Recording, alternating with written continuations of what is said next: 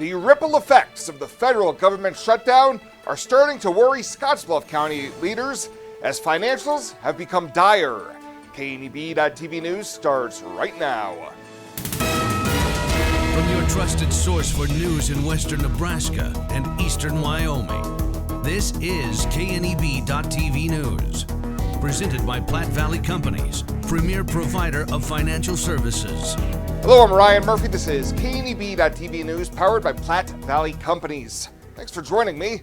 In our top story, Scottsbluff County's financial officials have sounded the alarm that an extended federal government shutdown could have serious impact on county services.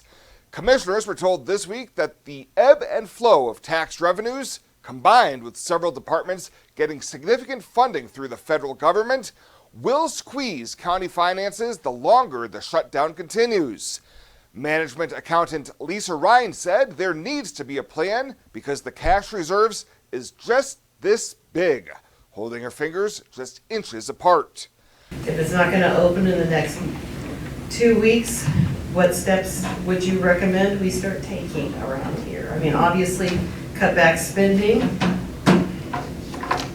I don't know what else we could do, but I mean, it could be serious if it doesn't open up. And we still have to pay salaries.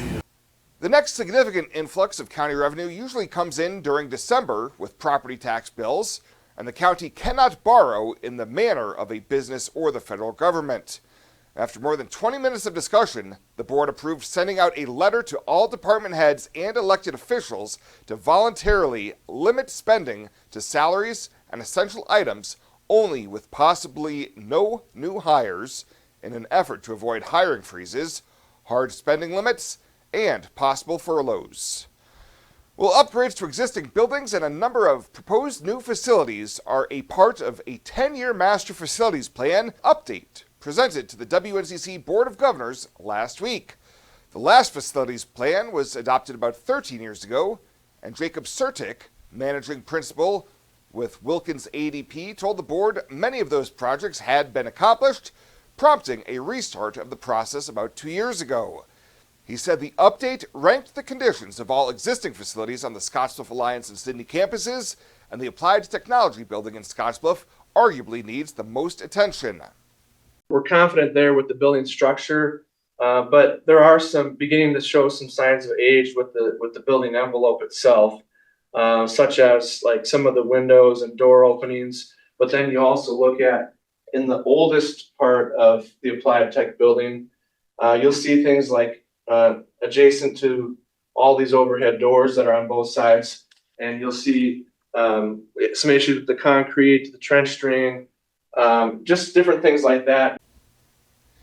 Among suggested new construction would be a student recreation center that would be built in phases, starting with a gym and multi-use space that would be followed about 10 years later by an attached field house with indoor turf, all at an estimated cost of nearly $57 million. Sertic told the board the suggested options were in no particular order, and it was up to them to prioritize. We'll have more news right after this. The journey of a dream becoming reality. When we're young, a dream develops into a passion. That passion continues to manifest and grows as you do. It becomes all you want to do and all you want to be. It gives you direction. It drives you. Then, your dream has become a reality. When that dream is ready to be reality, Platte Valley Bank will be with you every step of the way.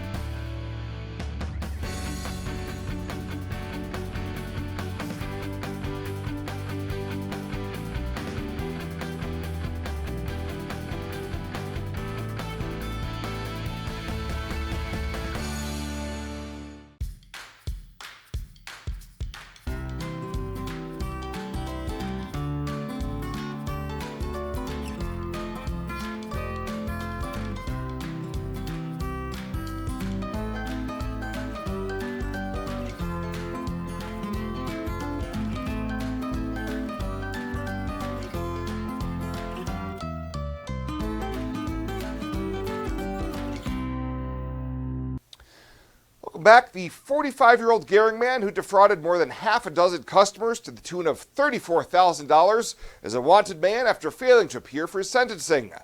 Timothy Wilson of Dandy Duct LLC was facing 4 separate felony cases in Scottsbluff County District Court for duping and stealing tens of thousands of dollars from his customers after lying about HVAC work that needed to be done. In August, Wilson pled guilty to 2 Class 2A felony charges of theft by deception more than $5,000, with all remaining counts dismissed. As terms of the plea, he agreed to pay $34,000 in restitution to the 8 victims from Scottsbluff, Mitchell, Morrill, Lyman, Gehring, and Thornton, Colorado. Now, sentencing was set for October 17th with Judge Andrea Miller, but he failed to appear due to being incarcerated in Goshen County on 2 theft charges, and Miller issued a bench warrant for his arrest to appear back in court for sentencing. Well, the Alliance man who was pulled over in Scottsbluff back in December for a busted headlight will be spending at least 5 years in prison after authorities found a large amount of drugs in his vehicle. 45-year-old Terry Early was pulled over by a trooper on Highway 26, and after a canine search of the vehicle was performed, a baggie with roughly 2 ounces of methamphetamine was discovered. Earlier this year in Scottsbluff County District Court, he pled guilty to a Class 1C felony charge of possession of meth 28 to 139 grams. And on Monday, District Judge Andrew Miller sentenced Early to 5 to 8 years in prison and received 81 days credit for time already served. And a 30-year-old California man being held on a $10 million bond in Cheyenne County has been arraigned on charges in District Court. In August, Elmer Posadas Castro was arrested and charged with possession of meth more than 140 grams and no drug tax stamp after getting caught with 60 pounds of suspected methamphetamine. Last week in District Court, he was formally arraigned on the Class 1B and 4 felonies and was appointed a public defender. He's scheduled to be back in court November 12th for a scheduled hearing with Judge Derek Weimer. I imagined retirement in a place where we could enjoy our golden years, where adventure and friendship are the only items on the schedule. The Garden Homes at Northfield gives us the luxury we planned for and peace of mind when it comes to convenience, safety, and comfort. We never have to stop and think about the day-to-day upkeep.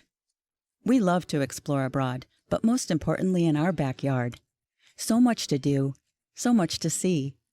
Here at Northfield, we get the protection of life care, incredible tax benefits, and secured rates for aging services. It's peaceful, knowing that if our needs change, we'll be taken care of. And most importantly, that our kids will never have to make any tough decisions. There never seemed to be enough time to do all the things we wanted. Now we get to focus our energy on enjoying what this community has to offer. At the Garden Homes, life is ours again. A place we had dreamed about. A chance to focus on us. This isn't just a beautiful hospital. It's the home to exceptional patient care. This is where specialty clinics meet your needs. This is where a friendly smile, a warm hand, and an empathetic ear exist to care for you. This is us. Box Butte General Hospital. Great things are happening here.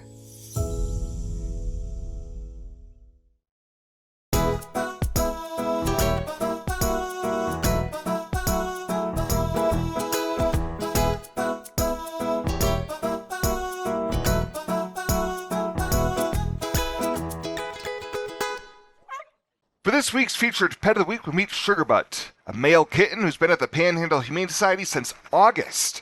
This little furball will be a great addition for any home looking for a little liveliness. And with his adoption cost at just $85, you can't beat the price. That includes his neuter, his microchipping, and all vaccinations. To meet Sugarbutt or any of the cats or dogs available for adoption, you can head on over to the Panhandle Humane Society daily from 1 to 4. Welcome to Kelly's Liquor, your liquor cabinet. Whether you're a wine enthusiast, a whiskey sommelier, a tequila connoisseur, or you just love your beer, Kelly's has the best selection of what you're looking for. Family owned and operated since 1946 and right on 27th Street in Scottsbluff. Come see us today at Kelly's Liquor, your liquor cabinet. And remember to be a good neighbor. Don't drink and drive. Kelly's Liquor, West 27th Street in Scottsbluff.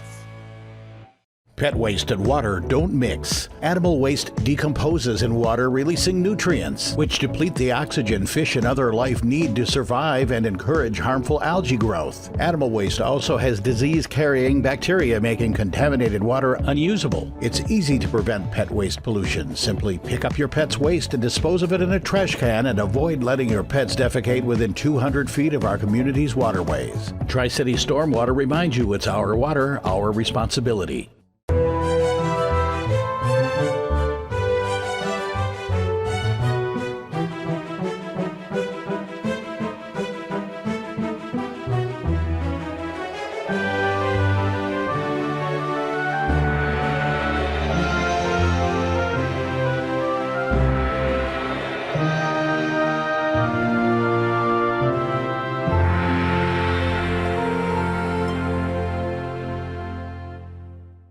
Let's take a look at your midweek community calendar, brought to you by Riverstone Bank.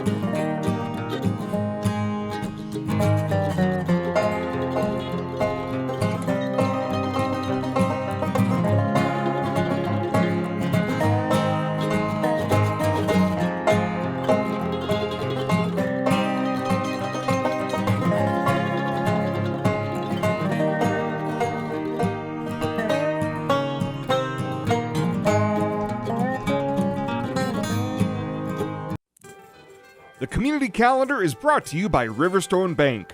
We're local and we love our community.